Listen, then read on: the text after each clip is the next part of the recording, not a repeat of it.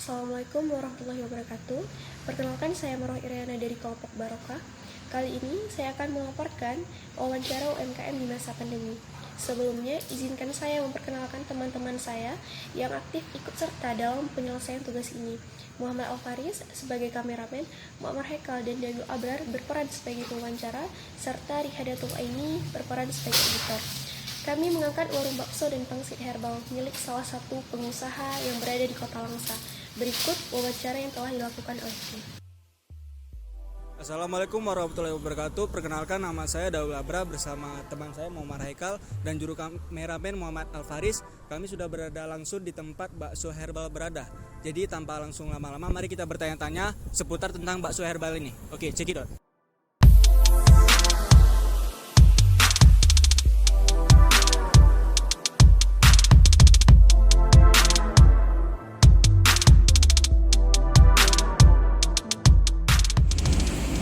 Sekarang kita sudah langsung bersama dengan pemilik bakso herbal. Selamat siang Kak, apa kabar?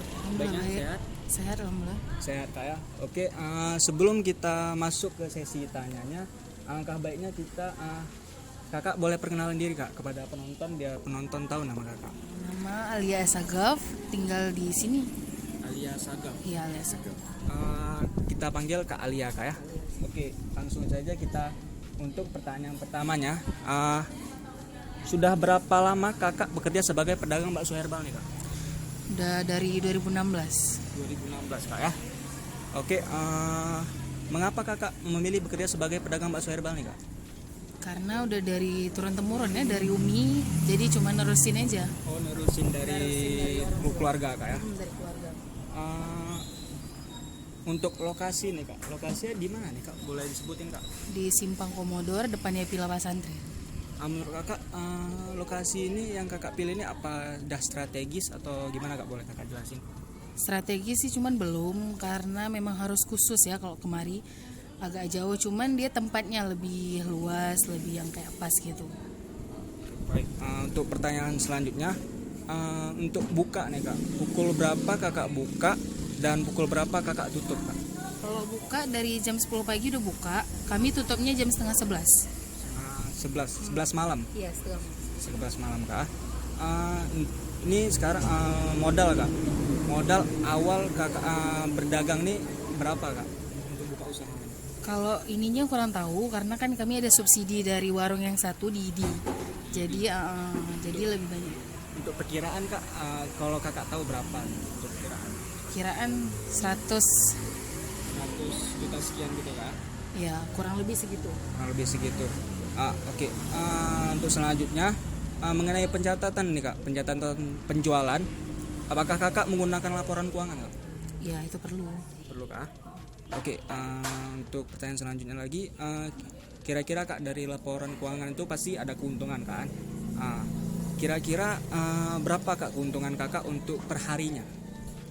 Keuntungan per hari karena baru buka, jadi belum ini ya, belum pas kali. Perkira-kiranya aja gitu Kak, per hari. 2 juta. 2 juta Kak ya.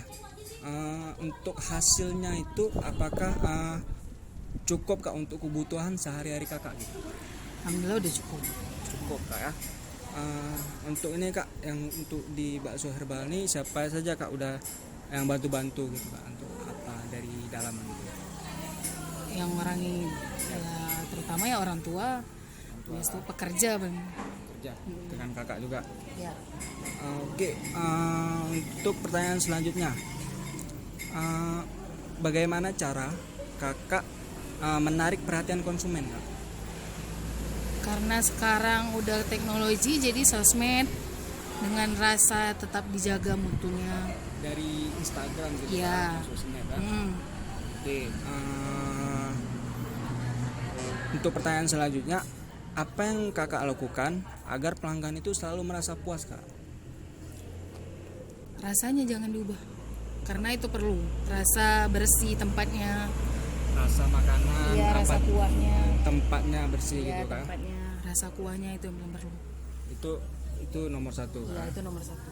Oke, untuk pertanyaan selanjutnya,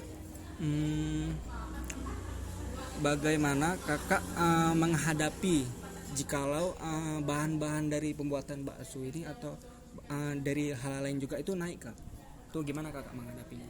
Mungkin kalau memang udah naiknya terlalu kali, kita akan naikkan harga, tapi yang normal, harga normal, jangan terlalu Normal tinggi gitu, kali. Oke, untuk pertanyaan selanjutnya, apa suka duka kakak selama menjadi pedagang nih kak? Pedagang bakso herbal. Kalau suka mungkin penghasilannya gitu, tapi kalau dukanya mungkin ya kalau di saat, apalagi sekarang kan PPKM Ya, udah agak menurun gitu, mungkin itu aja sih dukanya. Tapi kalau suka lebih banyak ke sukanya sih. oke. Ngomong-ngomong PPKM nih kak, bagaimana pendapatan kakak selama masa PPKM nih kak? Selama masa PPKM udah agak menurun, tapi yang nggak yang gimana kali, karena yang biasa setengah 11 sekarang kita harus udah tutup jam 10 gitu. Yang kayak tadi kakak bilang per harinya sekitaran 2 juta gitu kak, apakah lebih turun segitu kak pas masa PPKM nih? Turun dari 2 juta yang biasanya sekarang udah agak turun, tapi yang alhamdulillah sekarang udah agak meningkat. Oke, ini pertanyaan terakhir, apa harapan kakak untuk usaha kakak ini setelah masa PPKM kak? Setelah habis masa PPKM? Ya semoga makin rame, semoga PPKM-nya pun cepat siap, semoga maksudnya tambah rame lagi kedainya. Oke, baik. Jadi itu sesi bertanya kami kepada pemilik bakso herbal. Terima kasih kak ya untuk luangkan waktunya untuk dari tugas kami ini. Kami akhiri dengan wassalamualaikum warahmatullahi wabarakatuh. Dari wawancara tadi, kita bisa menarik kesimpulan bahwa PPKM akibat pandemi sangat berpengaruh terhadap UMKM di tengah masyarakat.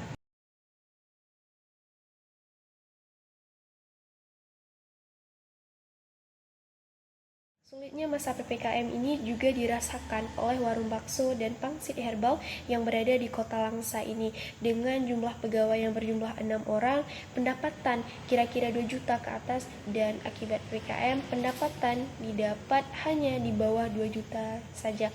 Hal tersebut tentu saja bukan pro kontra, di mana apakah pegawai yang berjumlah 6 orang tersebut dirumahkan sementara ataupun terus dipekerjakan dengan perjanjian gaji yang juga ditentukan turun.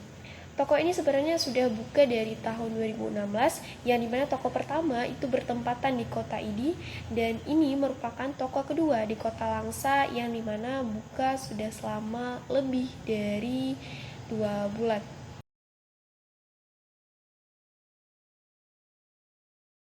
Memang tidak bisa dipungkiri bahwa dampak COVID-19 ini sangat terasa di berbagai aspek, ditambah dengan situasi yang rumit, yaitu kebijakan pemerintah melakukan pemberlakuan pembatasan kegiatan masyarakat atau PPKM membuat kondisi terasa semakin sulit. Dan hal tersebut diharapkan para pelaku UMKM di Indonesia mampu bertahan dari situasi sulit tersebut hingga pandemi COVID-19 ini berakhir nantinya. Kita tentu saja berharap bahwa pandemi ini akan segera berakhir sehingga segala aspek baik UMKM maupun aspek-aspek lainnya dapat diperbaiki secara